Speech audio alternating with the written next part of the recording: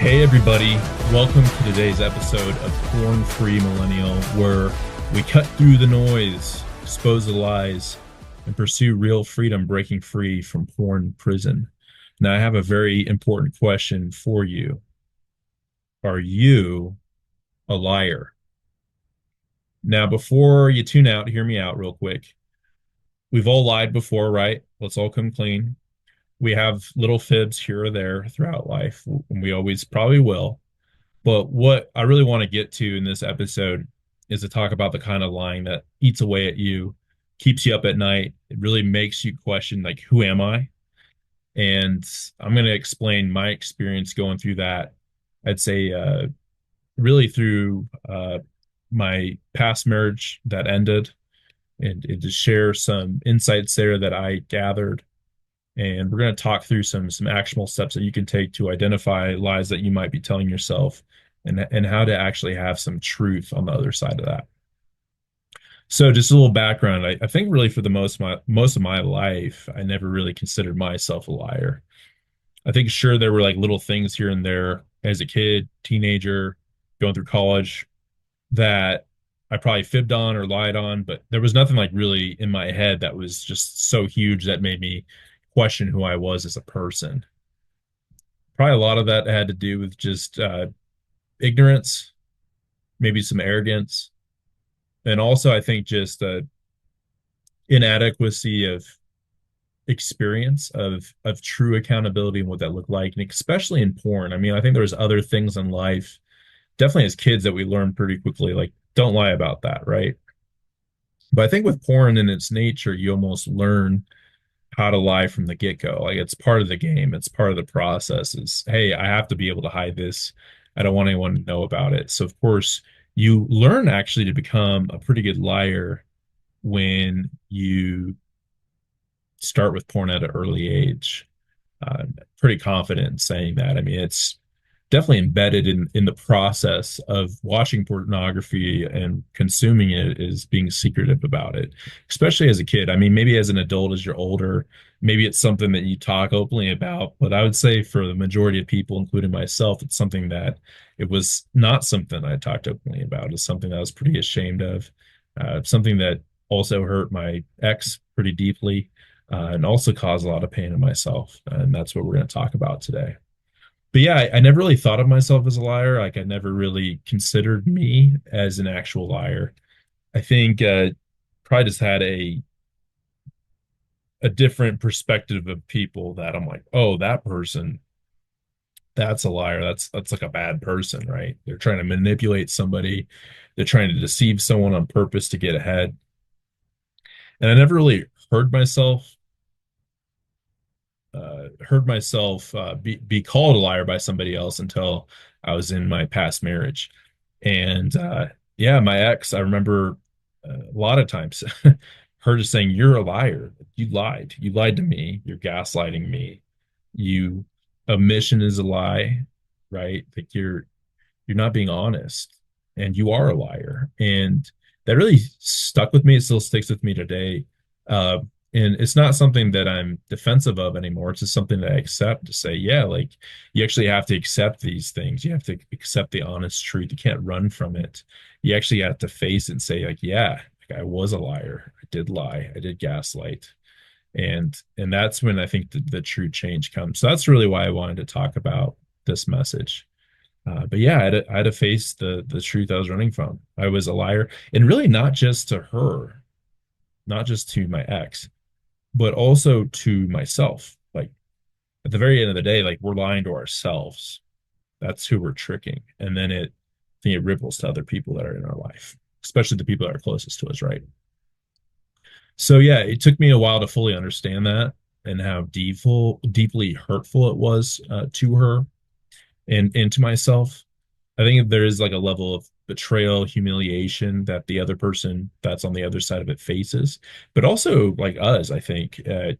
I know for me, I've gone through that a lot, where it's almost like you feel like you betrayed yourself. Like you betrayed this person that you're putting on the outside. It's almost like you're putting like a caricature out up there of, hey, this is who Mac is. This is an honest person. This is someone that you can trust. This is somebody that doesn't lie to you. It's someone that's going to follow through. I'm a man of my word. I always tell people this, and I do want to do a podcast or write about it at some point, but there was a time in my life, I remember when I was in Catholic school, where I was addicted to porn, and in high school too, as well. Sometimes it'd just be like if I was shaking hands with like an adult, especially, or if I was around like a grandparent, somebody that I really respected. Sometimes I felt like when I stared in their eyes and I shook their hand, it's almost like my eyes would kind of falter, or I'd want to look away. And that's really how I measure myself today, is that I can just look people in the eyes for as long as I want because I don't have anything to hide. I'm not looking away. I'm fully engaged, and I can shake your hand. And when I'm shaking your hand, I'm giving you my word of who I am. And for a really long time, I really reflected on this. Like my dad's got like the greatest handshake ever. His fingers are like this wide. Like it's crazy. But he always taught me how to give a good handshake. And his handshake is like a legendary thing in my friends' circles in my family. We always talk about it as like my dad's handshake. And why I just bring that up is because I think when you're shaking someone's hand, you're looking them in the eye. Like to me, I think that that means a lot. It still means something in this world. And for a while in my life, when I look back on it, I had to be like really honest and be like, yeah, you weren't feeling all the way truthful, were you, when you were shaking somebody's hand, when you were looking them in the eyes? And I think sometimes it takes you actually like living in the truth and living authentically in that truth to understand, oh, like that was not the truth. Like that was actually a lie. That was a bluff, right? Sticking with, we're going to talk about some poker metaphors today, but in analogies. But I think for me, yeah, just that handshake.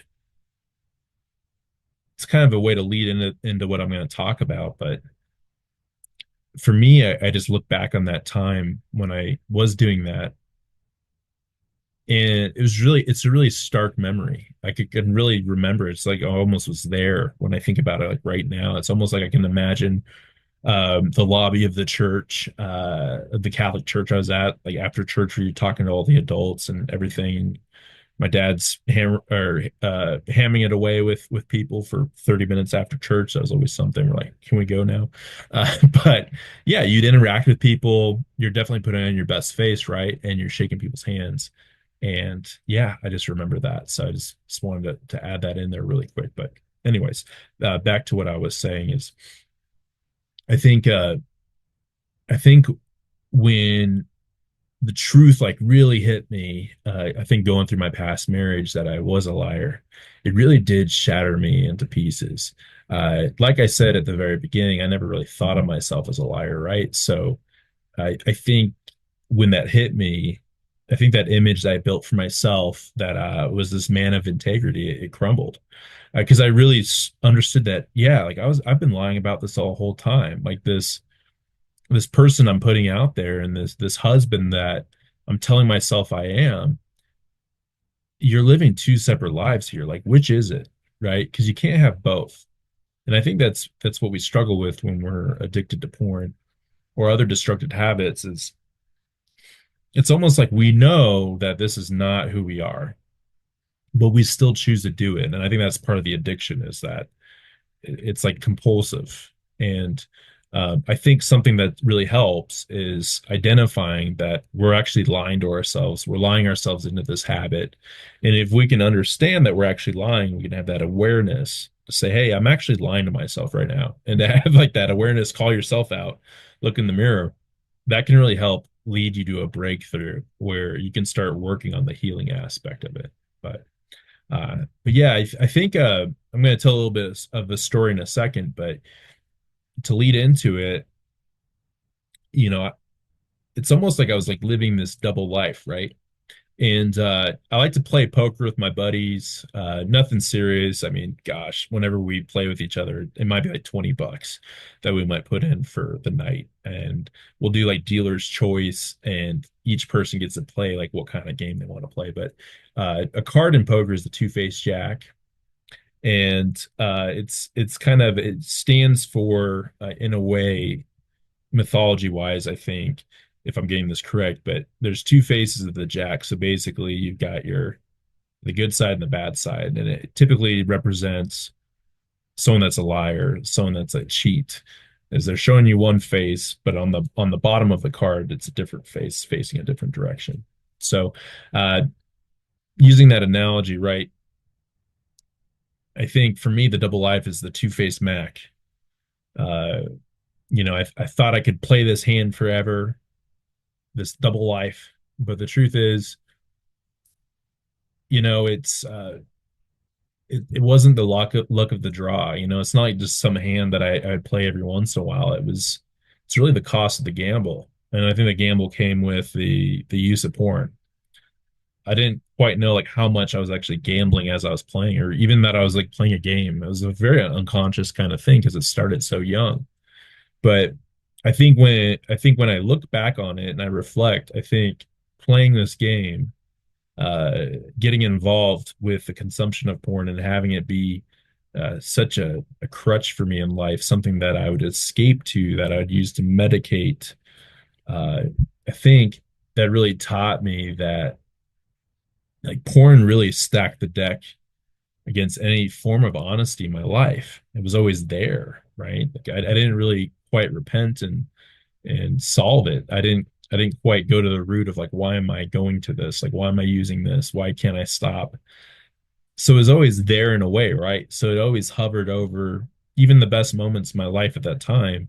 It was still there, and that really, looking back, that bothers me because now, like living sober, living free of it, it's such a different feeling. Like I don't have that monkey on my back. I'm not playing that two-faced jack, right? I'm not bluffing. Like this is who I am. And I think just like every gambler knows at the end of the day, I think the house always wins. And I think that's something I've come to realize with porn is that if you consume it and you let it into your life, it's always going to win at the end of the day. It's going to take from you. It's not going to give back to you. You might get like a little bit, right? Like you might win a few hands. You might get some chips. You might think, "Hey, I'm doing real big, or I'm playing real big. I'm going to walk away with a lot of money. I'm going to walk away with a lot of benefits." But like we all know, right? Like you go to gamble somewhere. For me, I really don't gamble that much. But I've gone to like Blackhawk before, which is in Colorado, in the mountains in Idaho Springs, close to Idaho Springs. Uh, and I don't think I might have walked away there one time, like maybe winning a little bit, but I'd say majority of the time I've been there, I've lost money, right? And I think that's what a lot of people could say when they go to the casino is you're hardly ever going to win, but everyone thinks they're going to win, right? And that's why you play. And I think that's kind of like with porn is like we think there's this benefit, this big benefit, like, hey, if I keep going to the slot machine, I'm going to win someday. And before you know it, like you've lost your house. And for me, I mean, I lost my marriage. I lost a lot, and I was playing the game, right? So, why I talk about the two-faced jack actually is it was an actual moment in my life where this came up. It's in couples therapy with my ex-wife. It still haunts me to think about it, but we were sitting in the back of the dojo. So my therapist that I still have today, love him to death. He's a great guy. Uh, we started initially, I think, with couples therapy with him, and then I think my ex stopped going, and then I kept him. Uh, but anyways, owns his own dojo, which is really cool, and then the therapy is in the back of the dojo. But anyways, we're sitting back there, and I think he asked us to illustrate ourselves and then like the other partner kind of in like the worst state, what's like the most haunting kind of state. And I remember to describe myself uh, in my worst state, I actually described the two-faced Jack card. So on the top is the attractive, charismatic Mac of all trades, the man I wanted to be seen as. But on the bottom, like really the reality, which is why we were at therapy, was lying, cheating with porn, that Mac, wicked smile, reflection of my hidden addiction and the deceit I carried with me. I think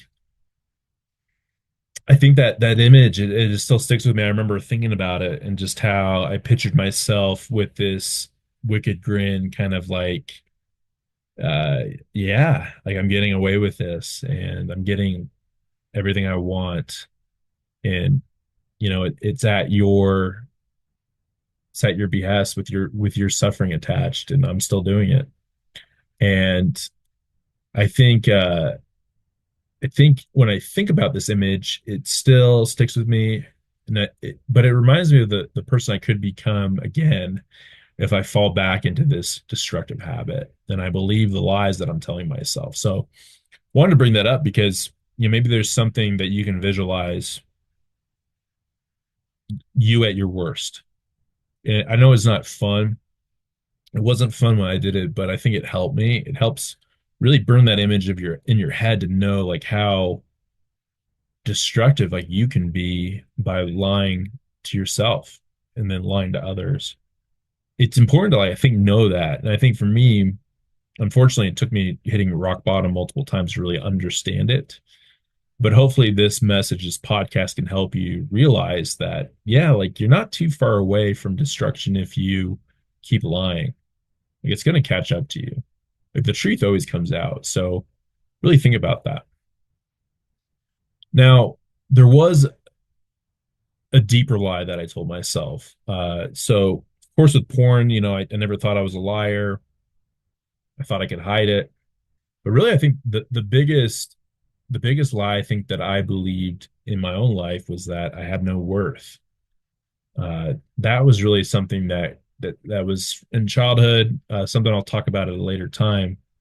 But that was the probably the biggest lie I can think about in my life that really triggers the response to medicate with porn is that I believe that I don't have any worth, and that as a part of that I'm unworthy of love. And I think when my divorce was imminent, that lie, and I think I've talked about this before, is it nearly, led me. Like I considered ending it all. I did because I just was like, I don't have any worth. Like I'm worth less. Like why go on? Why go on if I have no purpose? I have no meaning. I have no vision ahead. It's all darkness. Why why would I just keep doing this? Like, what does it matter? That's what I remember saying over and over again. Really, I was at my lowest in my life was when I just said, what does it matter? And I think if you're listening to this now and you got some tightness, I'm right there with you. I think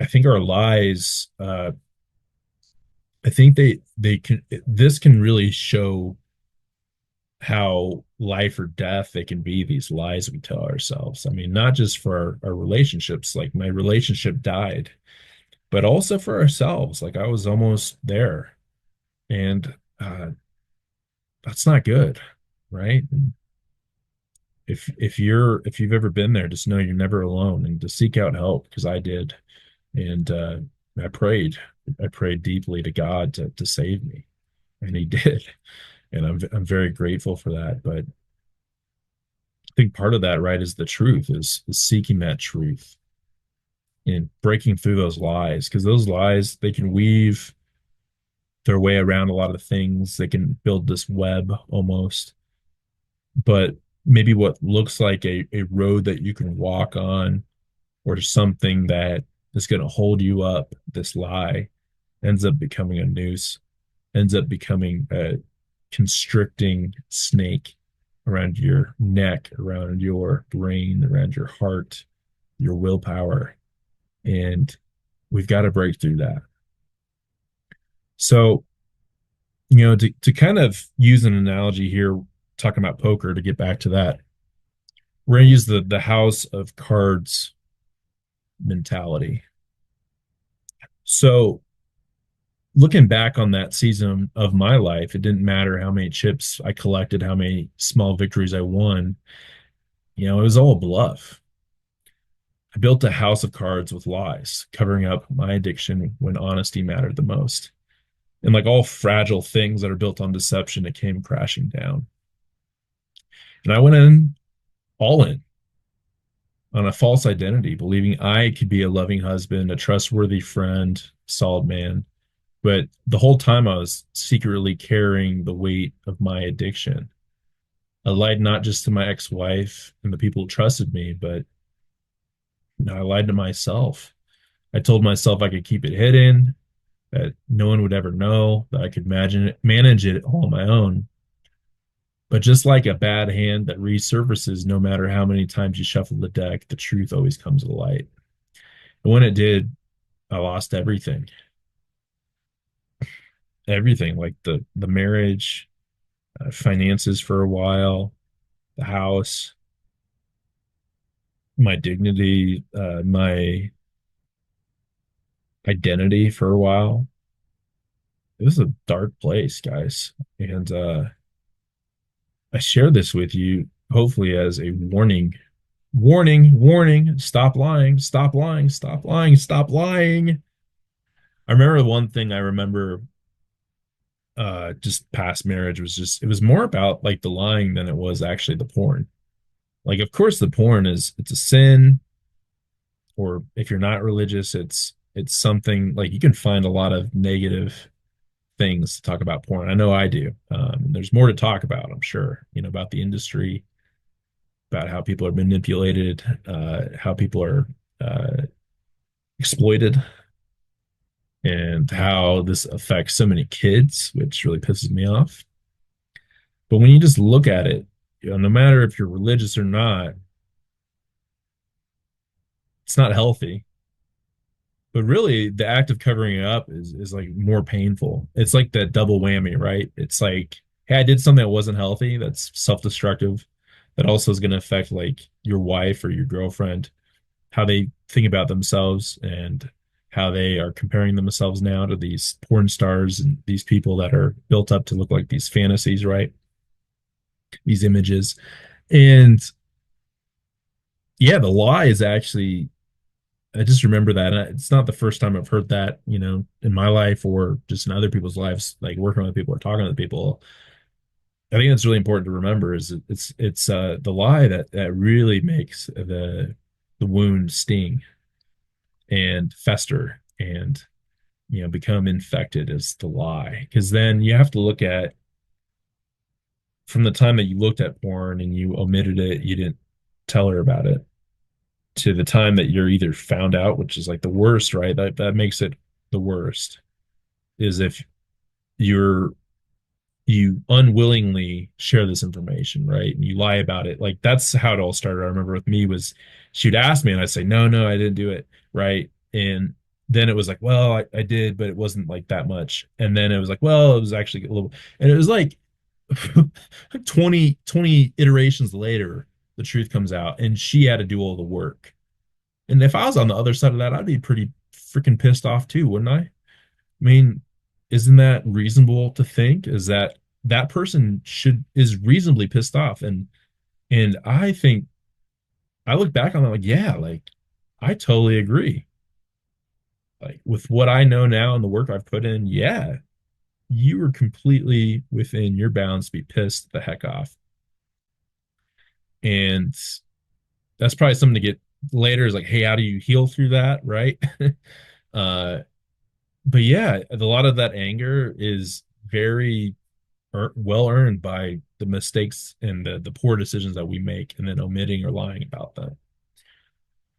So, anyways, the lie is the thing that's really gonna make it sting, right? That's gonna make it worse. And when you do it over and over and over and over again, it's just gonna really hurt that love tank that you got. The love tank. That love tank that was vibrant and full, where you were trusting each other. She trusted you. And then it's like we're just taking like a, gosh, just like a crowbar, a sharp crowbar, and we're stabbing at that love tank. Or heck, it's like we're shooting a shotgun at it from a distance, and there's little pellets going in, and there's fuel leaking out. You can only repair that thing for so long before it's completely unusable, right?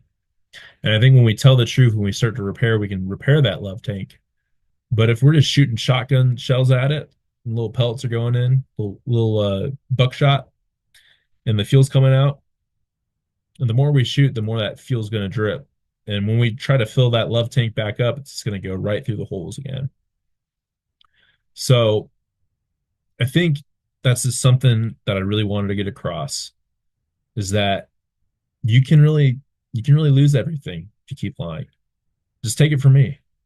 Now I'm back on my feet, doing well. I had to go through some really hard times, and I hope that you don't have to go through that. So, talked a little bit about the house of cards. Now we're going to talk about playing against yourself. And like we are talking about earlier, when you lie, it's not just deceiving others, it's deceiving you. So I kept telling myself, hey, I've got one more hand to play, one more chance to turn it all around. I thought I could outmaneuver the truth, but really, I wasn't playing against the world. I was playing against myself. Every lie that I dealt out, every excuse that I laid down, every bluff I made, it wasn't just fooling others, it was fooling me. And that's a dangerous game, high stakes. The longer that you lie to yourself, the harder it is to see the truth when it's staring you right in the face. So for this part of the podcast, I wanted to talk about the 10 big bluffs of porn poker. So like a gambler in a high stakes game, porn convinces you that you're in control when in reality the deck is stacked against you. So we're going to talk about the 10 biggest bluffs we tell ourselves with porn consumption and how they keep us trapped at the table. So the first one is the low stakes lie. So number one, the low stakes lie. And that's saying to ourselves, this isn't a big deal. But the truth is, a habit that damages your relationships and integrity and self-worth is always a big deal. So what's the next best action with that? It's to reflect on the real impact of your habit. Write down 3 ways it has negatively affected your life. So think about this one for a second, right? The low stakes lie. This isn't a big deal. Obviously it is. You're listening right now. So take a second as you're thinking whatever you're doing and take some time later today or right now to write down 3 ways that porn has negatively affected your life and lying about it, right? All right. Number 2 is the illusion of control. I can stop whenever I want. So like in gambling, right? If you keep coming back, you're not in control. When you're compulsively going to porn, you're not in control. And admitting that you're powerless, that you have this powerlessness in your life is the first step to actually regaining control. I know it sounds crazy, but when you say you're not in control, that's actually when you can start working on ways you can gain back that control in your life. So here's something that's just really small that I want you to focus on. And if you have some sober days going for you right now, great. If you don't, this is perfect. Wherever you're at in recovery, this should work for you. But just set this goal to go 24 hours without watching porn and use this time to assess your cravings and your triggers. And admitting powerlessness, it's really that first step to regain the true control in your life. So, number 3, we've got the rigged game. Well, everybody does it, right? I mean, when you think about it, and I don't know all the statistics, they're probably everywhere, but max statistic with porn consumption. How many people watch porn on a regular basis? Let's just say once a day. I mean, gosh, it's got to be pretty high. I mean, once a week would probably put you maybe in 70, 80% of people, of men at least, in the US, let's just say. But I mean, it's a worldwide thing.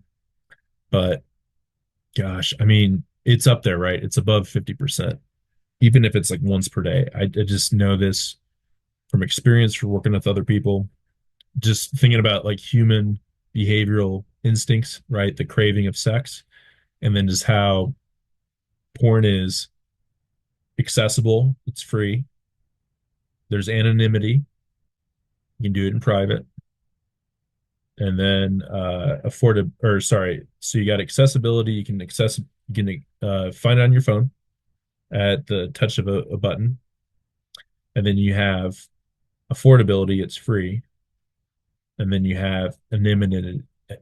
Anonymity, that's a tough word. Those three things, the three A's, that makes any addiction just soar.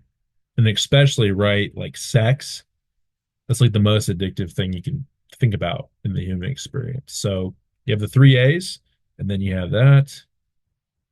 Everyone does it, right? The rig game.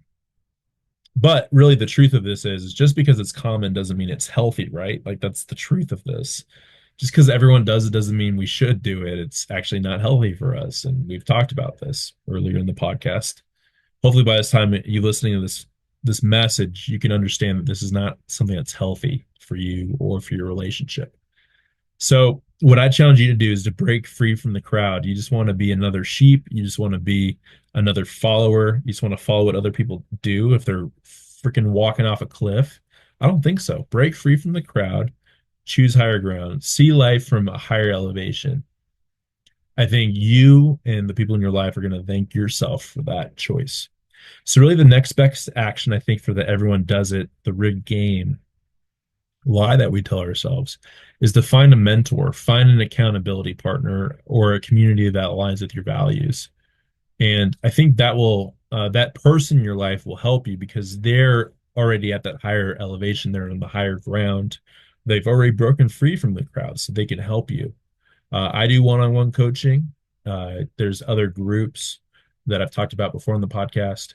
And there's communities as well. There's Porn Addicts Anonymous. I think it's a great community. There's also the I Am Sober app. They have a great community for porn, masturbation, people that are trying to break free from that. And if you're dealing with something else too, like with alcohol, I Am Sober. I love that app. It's a really good app. Try that app out if you're just looking to get started with that. So number four, lie that we tell ourselves: betting on a lie. So I'm not hurting anybody is a common lie. And that was a really big one, I think, in my life for a really long time was, and I think that's a big one for a lot of people is, hey, I'm just doing this to myself. A big one like that would just be like an example would be like you're drinking alone. You'd say, hey, I'm alone. I'm not hurting anybody. I'm not bothering anybody. I did that a little bit when I was traveling in my RV through some sad times. I would just drink and I'd just be alone. I'd watch a movie. But when you think about it, if you have a family, if you have friends, if people are relying on you, like you're completely absent, you're out of the game. And yeah, that can affect people. Like that can negatively affect people. Like that can actually hurt people. And there's been instances in my life where alcohol from somebody else caused a lot of hurt in my life. And that actually kind of tied in the cycle of porn where I went to porn to medicate myself to escape from the hurt that was caused by someone else's drinking to escape, if that makes sense. So the truth is, every habit that you have, positive, negative, it's going to have a ripple effect. It distorts relationships, trust, and self-respect, and the respect that people have for you as well. So I think next best action for this one is to have an honest conversation with a trusted friend or a loved one about how your habit has affected them. Uh, yeah, this is going to be a tough one, but this is a really important one. If you struggle with this, where you're just telling yourself, I'm not hurting anybody doing this, ask them. They might tell you something different. Like if you're really in that safe environment, and remember this, it has to be a safe environment for someone to be honest with you. So if you're going to be angry or if you're going to be defensive, that person in your life's not really going to want to share that information. So you got to be willing to put yourself out there and to hear the tough truths. And part of that is asking someone how your habit has affected them. All right, number 5. I need this to cope. The emotional crutch. So number 5, the emotional crutch.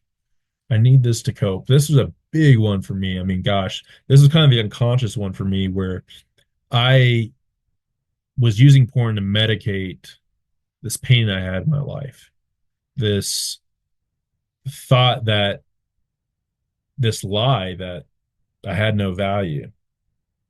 And I think that got became embedded in my life as like I need to cope, like I need something, right? Like I need something. And then that started to creep into other aspects of my life. It was, hey, like, I'm not just feeling sad, but I'm bored or I'm tired. I didn't get a lot of sleep last night, or I can't go to sleep. And porn just became like my everything medication to cope for everything. It was crazy. Really, when I look back at the moments where it was just completely compulsive. I mean, I look back at my teenage years, I'm like, oh my gosh, and you mix that with like a adolescent kid with their hands on porn. I mean, that's some crazy consumption there. But even as it growing up, out of that, in college, I just remember just times in my life where I just felt like I had so much time I'd lost because I was just using this crutch, this emotional crutch. And I think really that when you look at the truth of this, right, porn is an escape. We lie to ourselves thinking that it's the solution. I've said that before. Like we believe in our minds, like this is the solution. This is going to fix it. But ultimately, when we're really honest with ourselves, this is an escape. And I think the real healing happens when we face our emotions head on.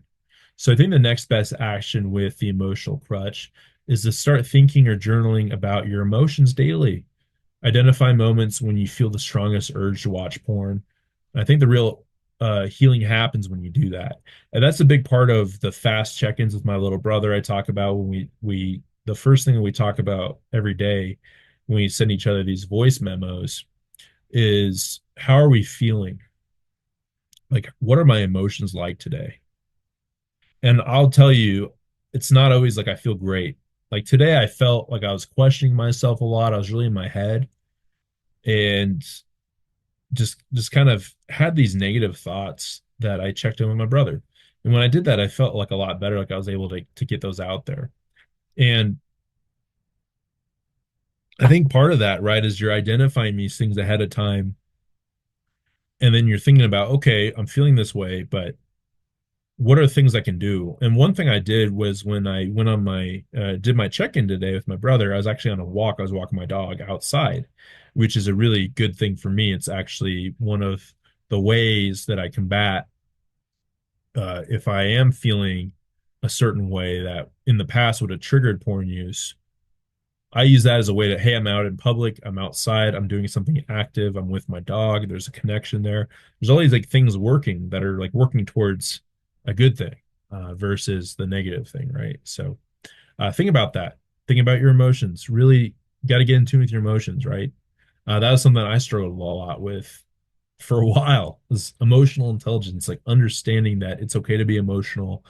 And I think once you start understanding your emotions better, that can actually help you realize, hey, I'm actually feeling this certain way, and I'm feeling this urge to go to porn, feeling this urge to go to this habit. But when you identify the emotion and you're more aware of it, then you can start to plan out and create some space between that stimuli and that response, that reaction that's like pre-programmed into us, almost like Pavlov's dog when you think about it, it's like the bell rings. Okay, now I go to look at porn, right? Well, now when the bell rings, remove yourself from that. Think about what emotions you're feeling and what's something healthy that you can put in there instead for that reaction, that response. All right, so number 6 is the false win. This one, gosh. All right, this is going to be hard to say, but once I get married, this won't be a problem. Oh my gosh, boy, was I wrong. Or it could be like, hey, once I'm in a relationship, right? If you're single, hey, well, once I had this girl in my life, and we're going on all these dates, like this won't be a problem anymore. I just look at porn because I'm single and I'm a little lonely. No, this is something that's like pre-programmed in your life. Like I was just talking about, it's like your emotions, it's your feelings. If something negative happens, if somebody passes away, something unexpected, it's like porn's gonna like pull at you so hard. And it's a lie that we tell ourselves. I know it's a lie. I told myself like, hey, like I said, I think I looked at porn about 6 to 8 months, I think after I was married, which I look back on that, I'm like, geez, dude, like, come on. And I had a period of time in the engagement process where I was sober and I was working on that. But it's almost like when I got married, it's like, okay, don't have to worry about that anymore. And when you're married, I mean, when you get married, you got to do all this stuff and it's so busy in a good way. Like there's just a lot coming at you and it's really good. But eventually that kind of wears off and you get back to like normal life, right? And then that's when uh normal habits, your bad habits will start to creep back in. So yeah, marriage, it's not going to fix your addiction. I think what you need to do is bring healing into your life now rather than hoping that circumstances will change you later, that these milestones, that a relationship's just going to change you magically. No, like you're still that same core person. You're in a different circumstance, but you got to fix what's going on with you. Like you have to, or else it's going to be there. I'm just telling you. So the next best action I think is working on your personal healing as you're going into your relationship or as you're in your relationship. If you're engaged, you're going into marriage, you are married, wherever you're at in life, wherever it is, it's now, it starts now. Start working on the healing. And I would say, for me, like when it really first started, I remember when I hit rock bottom, I went to a sex addiction therapist, a Christian sex addiction therapist that really helped me out a lot, like a lot. Like really, I think we did like a trauma timeline of my childhood. We were about to do some cognitive behavioral therapy. We were starting to kind of get into some stuff that I think would have been really helpful that I ended up doing later on with my therapist a few years later. But then I moved, and yeah, and then that led to another buildup, another relapse, all that stuff. But I really do think that like seeing someone professional, like an actual like therapist, huge, and someone that's focused on, I would say, like porn addiction counseling. I think that's really helpful, or coaching, right? Like if you're looking for a coach, someone to help you build momentum, I'm definitely here for you. But I mean, I think either professional counseling, coaching, something of that nature, just someone that's really focused on it, I think can really help you understand that this needs to be healed. This needs to be healed to be able to move forward in a positive way, in a way that's free, that doesn't have those shackles. So don't wait. That's my advice to you. All right. So number 7 is the shifting bet. So this is kind of like I've been I've been guilty of this before. Is like you kind of keep betting a little bit more, a little bit more. It's not like a huge strategy to it, but you're just doing it. I've done that before on the poker table. You're just kind of just throwing in bets. You're not really thinking about it. And I think like that in the porn sense of it is, as long as I'm not watching the really bad stuff, as long as I'm not making those crazy big bets, maybe I'm betting a little bit more every time. That's how porn goes, right? Is like we keep going down that rabbit hole because the old stuff just doesn't really do it for us anymore. We have to look for stuff that's I would say more that's gonna shock us a little bit more. That's gonna get that blood pumping a little bit faster, right? And it escalates really quickly, from where you start.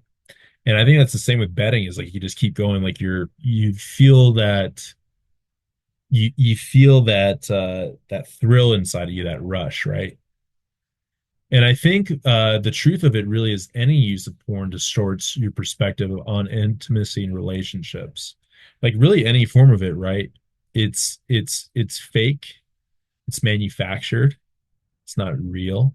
It's not really your relationship with who you are and who you are with your partner, with your spouse, your girlfriend, or when you're single, just who you, who you are person of integrity, but you're sexualizing people. You're looking at them as objects. You're doing in private. You're a voyeur.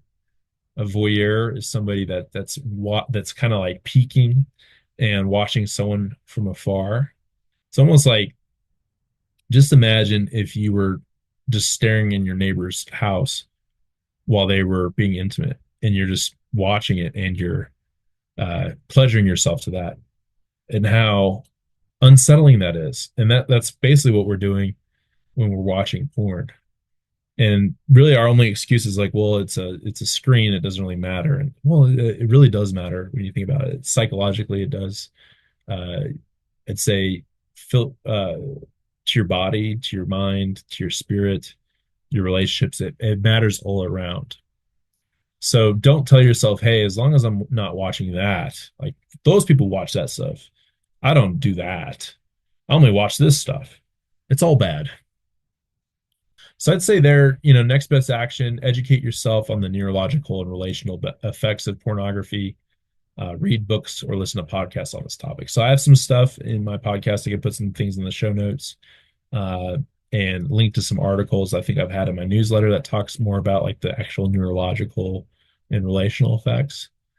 I talk a lot about like personal experience. I think, later podcasts, I want to talk more about, data, scientific research, things like that. But there's a plethora of that out there. I mean, if you just go to like Chat GPT and just say, hey, bring up neurological and relational effects of pornography, you can get some stuff if you Google it.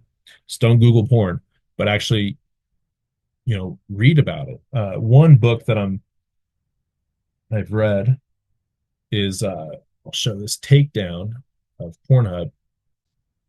This one really speaks to me. We'll do a podcast reviewing it, but basically this lady, Lila Micklethwait, she uh really had this personal mission to uncover just all the illegal uh child abuse, child porn, sex trafficking, exploitation, all these things that Pornhub is actually monetizing. And a lot has been done in a good way from her work. And I mean, just reading that, and when I was 10, just being exposed to things that were really traumatic. I probably was exposed to rape when I was 10. I probably put those away deep in my mind where I can't really pull it up right now, but I do remember seeing very graphic things. And I'm sure there was exploitation. I'm sure there were things that were done that were terrible that I watched, and I had no clue really what I was watching. I was like just a kid. And even growing up, whatever age, we experience this stuff, we're consuming it, we're part of it. And all of it's bad, in my opinion. And I don't think it's healthy. I don't think it's healthy for the mind. And uh, I think that's really important, that we come to that realization. So don't place that shifting bet. All right, number 8, playing with a marked deck. So playing with a marked deck is basically like you're cheating, and no one else can tell. Now in the Wild West, that would get you shot. uh, but really, what that means is, hey, I can keep this hidden forever. But I remember I told myself that one time. I said, hey, I'm going to keep this secret of the grave. I remember telling myself that. It's one time I relapsed, and what an idiot. Of course, it wouldn't stay a secret forever. And like, why would you want to live with that weighing on you, right? But secrets don't stay secret. True freedom comes when you step into the light. And I think the next best action with this one is make a commitment to tell a trusted person about your struggle this week. And that could be your accountability partner if you have one, your mentor, your therapist. Just tell somebody, make a commitment. Tell someone that you're struggling. That's all you got to say. Hey, I'm struggling with this and I need help. That's all you got to say. It's that simple. It is difficult, but once you get it out there, once you get the truth out there, you have to go through the necessary process. And the necessary process is not, it's not just easy process, it's cheery process. it's tough, but what I'll tell you though is that when you get through it, which you will, you're going to be a much better person. You're going to see life through such a different lens. Like where I'm at today to where I was at a few years ago, it's so much different. Just feel like I'm so much more calm and collected. I see so much more of the beauty in things and in people. I can just look at people and just see them as people that have their own dreams, their own aspirations, and that everyone's interesting. To where with porn before is just like nobody was really that interesting, right? Like especially women. You just look at a woman, kind of be sizing them up on how attractive they were. And that's just how the mind worked, the porn mind. And I look back on that, it's really sad. It's a sad way to look at people and to live life, especially as a Christian. I mean, that's inherently right. Uh, my belief is that God, that we're all creations of God, right? That we're all created in his image. And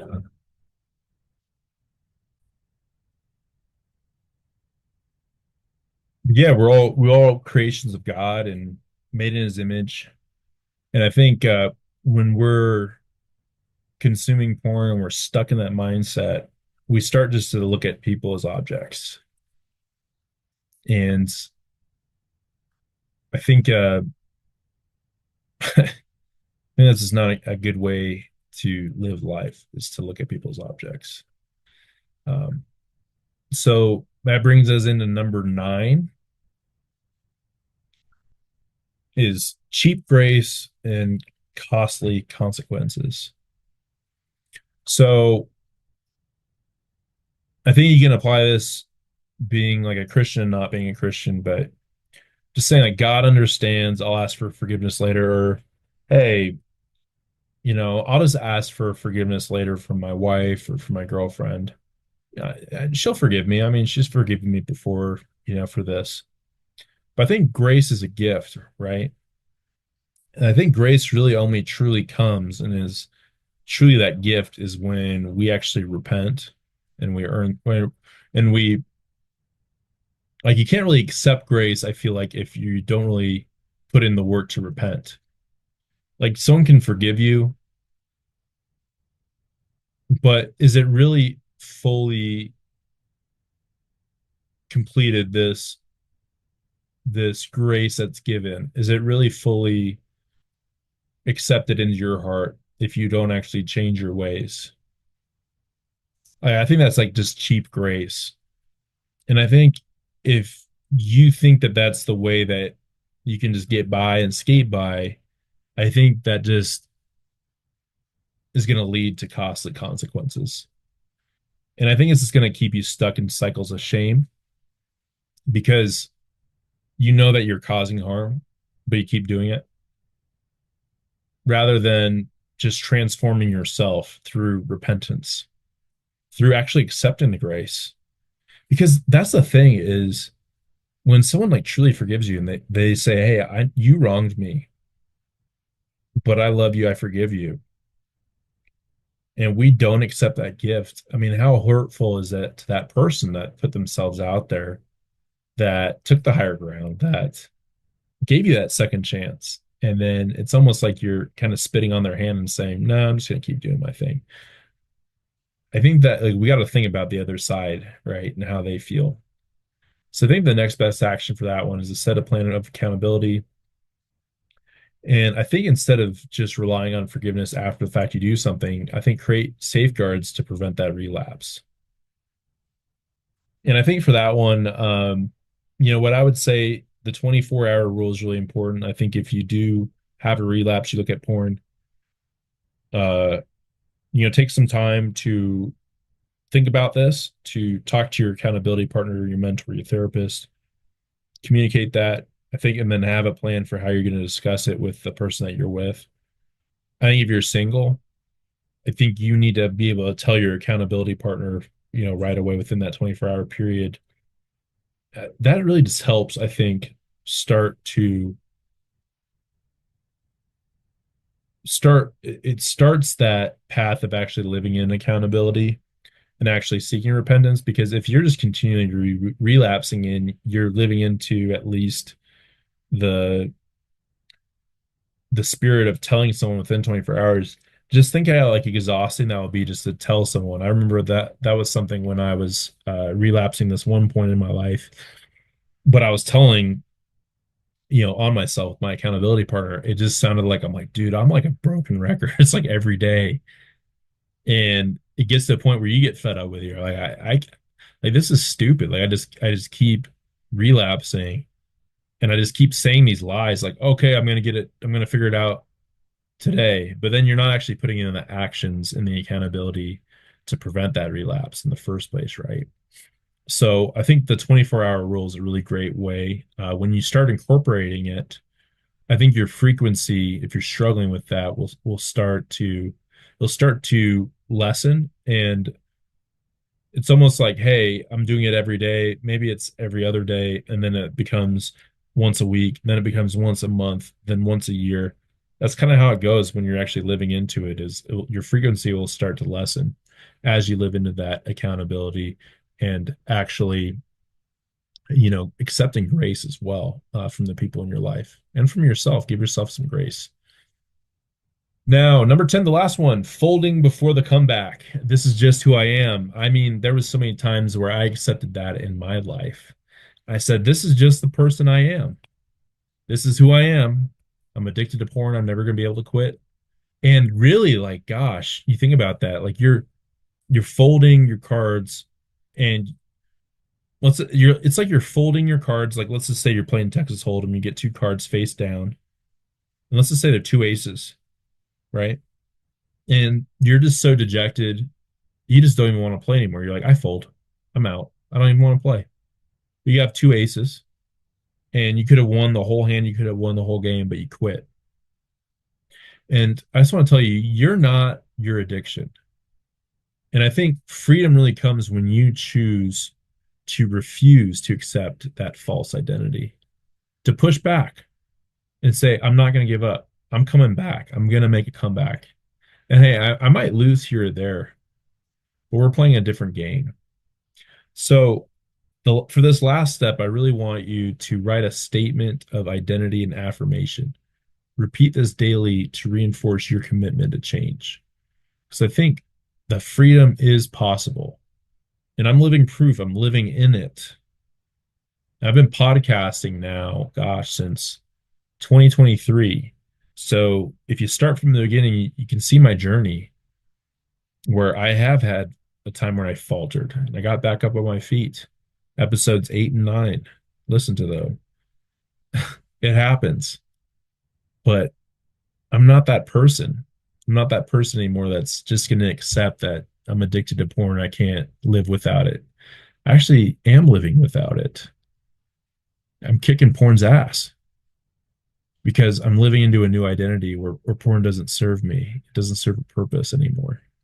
I'm not playing the same game. I'm not playing poker anymore. I'm at a completely, I'm out of the casino. I'm outside. I'm fly fishing up in Colorado, up in Black Hawk.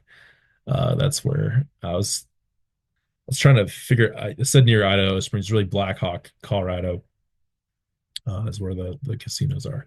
But anyways, uh, or it's gosh, I'm like what is the name of it? I'm gonna look that up really quick. I no, it's Black Hawk. I can't believe I'm spacing on this right now.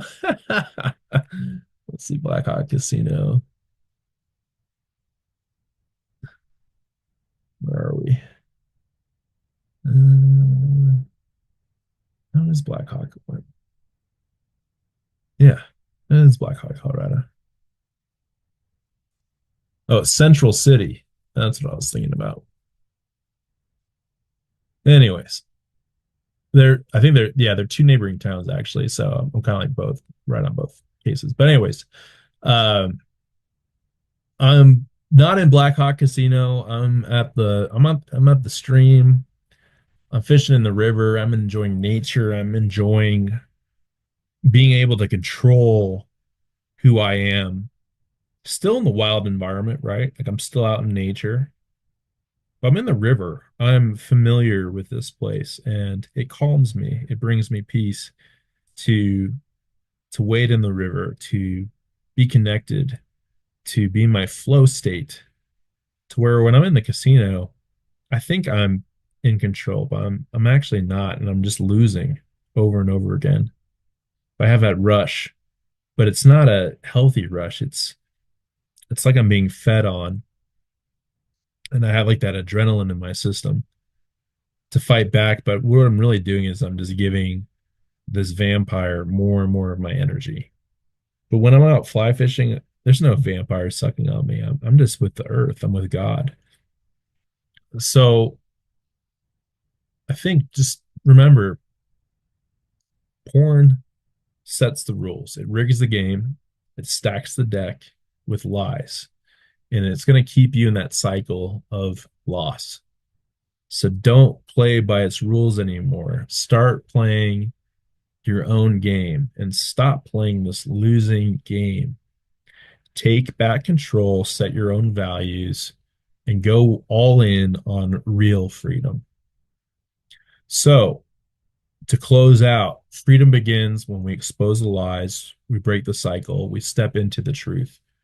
But you don't have to do this alone.